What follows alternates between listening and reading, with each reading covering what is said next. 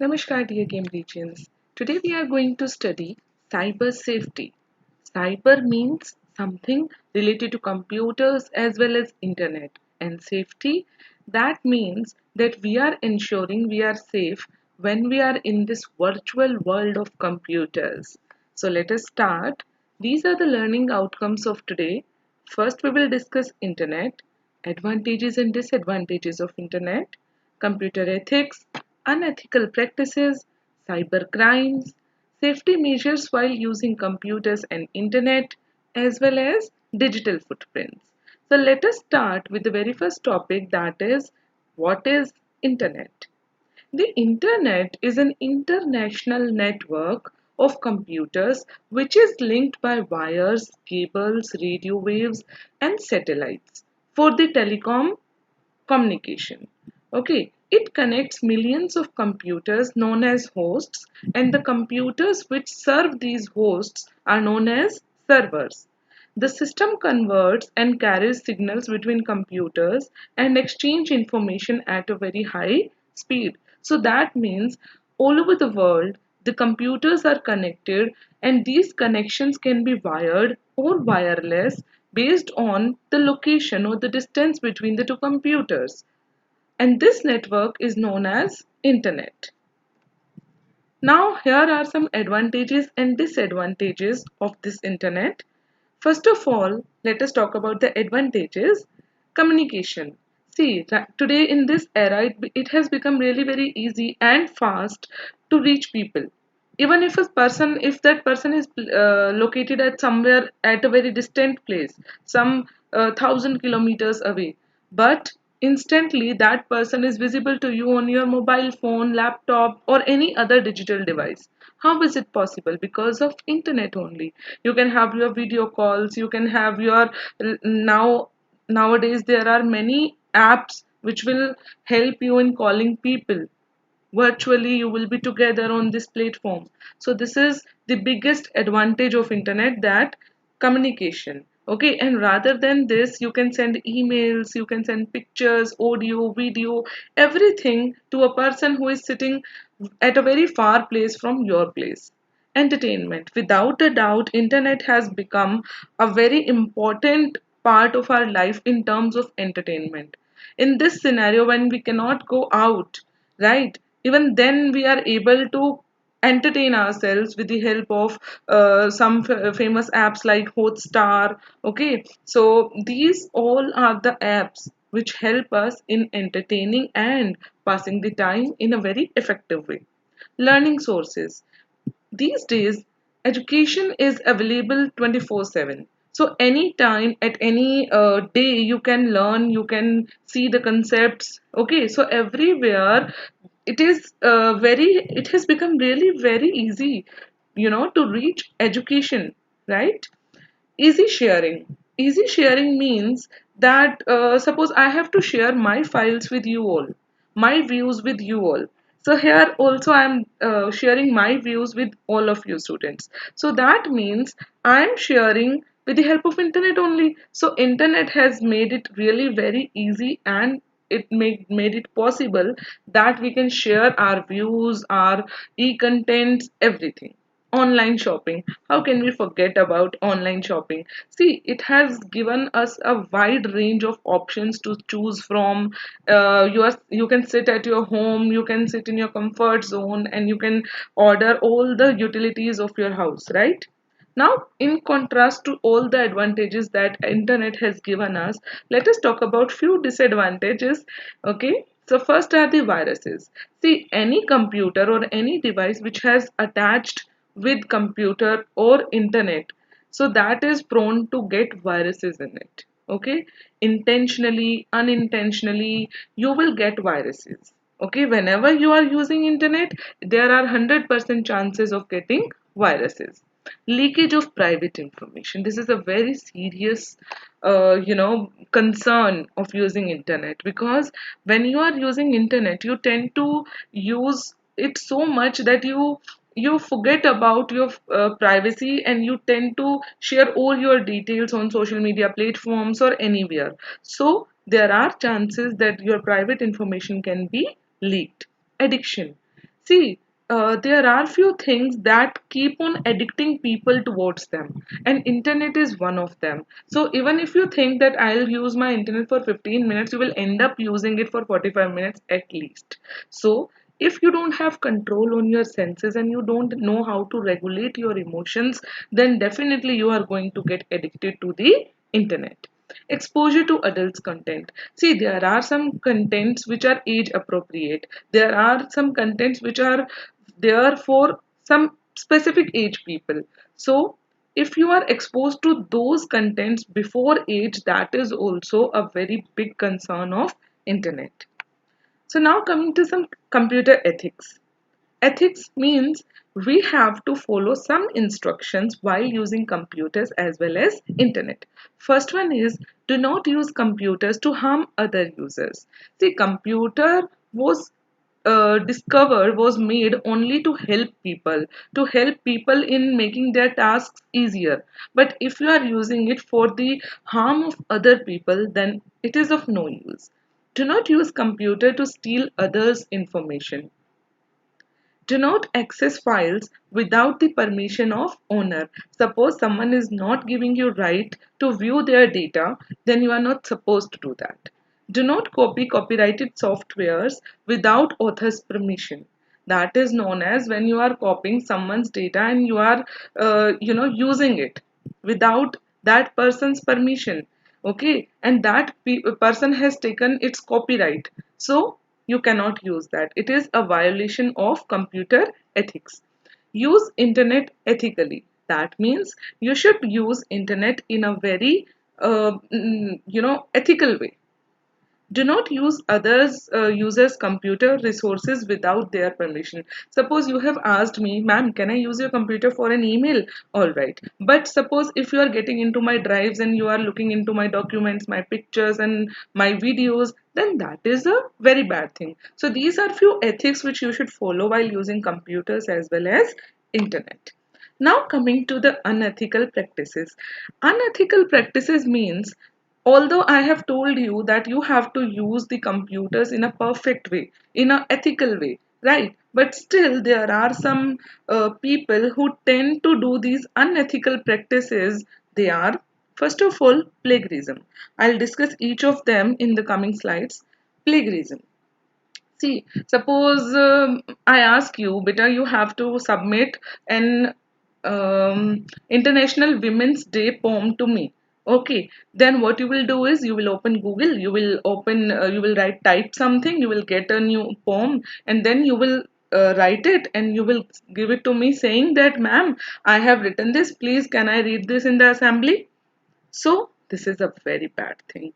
In the pictures also you can see there is a person who is copying down from the internet and a novel by, the name was Phil, but he has cut it and then he is saying Gary. So that means this is something, a very serious crime. When you are saying your name instead of saying other person's name on his creation, okay, then this is known as plagiarism. Okay. Next is cyberbullying. Beta, you might have heard this word bully in your environment, in your surroundings, right?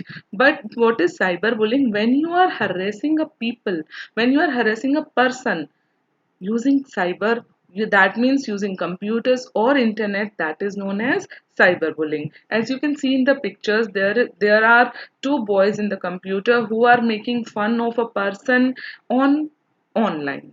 So that is a very bad thing and this is known as cyber bullying. This is also an unethical practice. Phishing. Phishing means, suppose I want you to give me your details of your credit card, your OTPs, your credit card details, your user ID, password and everything. Then what I'll do is I'll pretend that I am a very good person to you and you can trust me and you can share your details from me. You might have received some fake calls, mails, text messages from unknown persons claiming that they are the bank manager of so and so bank and they want their details. So these all are the phishing calls, phishing mails, phishing text messages. Their intention is to steal your data, and they pretend to be a very honest person in front of you. So you have to recognize these persons, and you should not share your details on over telephone, over internet, anywhere. Next is your hackers and crackers. So hacking has become a very familiar term for all of us, but we forget that there is a difference between hacker and a cracker. What is it? Any skilled computer expert that uses their technical knowledge to overcome any problem related to the security of a organization or anything, that person is a hacker. Okay, when a hackers are government is paying for these hackers, right? They does not damage the data intentionally. The objective of a hacker is to use his technical knowledge to solve a problem. On the other hand, a cracker is a person who breaks into someone else's computer or network illegally. The intention of that cracker is to steal the data, to damage the data, and the objective of a cracker is to intentionally breach computers' security. So basically, hackers are the persons who have technical knowledge and they can help people. Okay, but crackers are the ones who are not very expert with the knowledge, but as a hobby or due to their negative mindset, they get into the systems and they do the damage. Now coming to the spamming. You might have seen spam folder in your email also. Okay, so spamming is the use of electronic messaging systems to send bulk messages that are known as spam, especially advertising something. Okay, the most widely recognized way of sending this is spam, that is email spam. Okay, spam calls are also there, spam mails, spam messages. So they will, what they will do, they will send bulk advertisement messages basically, and they will try to eat your memory, phone's memory, or network bandwidth or anything. They have no purpose at all, but they have just a purpose to put some spam calls on your network. Next is individual right to privacy. See, beta, whenever you are online, there are many things in your computer that can be, taken or stolen from you. So this is your right to privacy. In your constitution, in our constitution we have right to speak, right to information. Okay, so this is your right to privacy, that no one can ever use your private things or cannot steal your private things without any authorization. Suppose you are calling someone and someone is overhearing your calls, then that is your violation of right to privacy. So you can complain about that person. If that person is a police person that is having a warrant against you, that is a different case. But other than that, you can have a complaint regarding your right to privacy. Next is your software piracy. What is it? See, beta, whenever you are using someone else's software, or I'll give you a very good example. You are going to watch a movie in a PVR and you are recording that movie, and then you are saving that movie into a CD, like I have shown on my computer right now, you can see also, and then that CD you are selling it. So that is known as software piracy. Something that was created by someone else, you have taken it, you are copying it, and you are multiplying the same copies and selling it on your name. So that is software piracy. Next is into intellectual property rights, that is IP rights. See, when intellect means something that has created by your creative mind. Okay, so intellectual property rights are those rights which are created, which you can have on your own belongings, whatever you have created. So for this you can have patents. Patent is basically one page where you can have a description of your creation, and that patent will tell that okay, this thing belongs to this owner only. Nobody has right to take it or sell it on their name. Okay, you can have design rights. Suppose you have a particular design or a logo, so you can have right to that. Okay, performers rights, copyright, trademarks, database rights. So trademark is TM. Whenever you see TM word anywhere in this book, okay, in your books you might have seen this copyright symbol. This R is for reserved rights. Okay, so these all are the intellectual property rights that are granted by the law of India, that you can use in order to get your creativity and your creations safe. Next is safety measures while using computers and internet. These all are the measures that you should follow while using both the things. You should never use computer to harm other people. You should not interfere with other person's computer work. You should not snoop around in other people's computer files. You should not use computer to steal any data. You should not use a computer to bear false witness. Okay, you should not copy or use pirated software for which you have not paid. Okay, you should not use other people's computer resources without authorization. You should not you should always think about the social consequences of the program that you are writing or the system you are designing. You should always use a computer in that way that it is secure and it gives respect to your fellow humans. Okay. Next is your digital footprints. Footprints means whenever you are walking, you will definitely create a trail of footprints behind you. So whenever you are online, no matter if you are posting a pic, you are updating a status, so that is also creating a mark of your presence in digital world, right? So as I have shown in the first picture, your footprint is made up of your YouTube, LinkedIn, okay, and your Facebook, Twitter, blogger sites and everything. All right, so this is known as your digital footprint, and anything on computer lies there for almost forever, no matter if you delete it the next day. The ones who are always there in look for your data, they will steal it, they will copy paste it the same day, and then no matter if you are deleting, but that copy is there with those people, no. So you have to be very careful what you are posting on internet. Okay, so here are 12 tips for students to manage their digital footprints. Be kind, helpful and understanding. Use privacy settings. Keep a list of accounts. Do not overshare. That is the most important point. Don't overshare your anything. All right. Use a password keeper. Google yourself. Suppose you are writing yourself on Google, and then that time you will come to know how much publicly you are posting your ideas, okay, and how much privacy settings you need to do in your computer.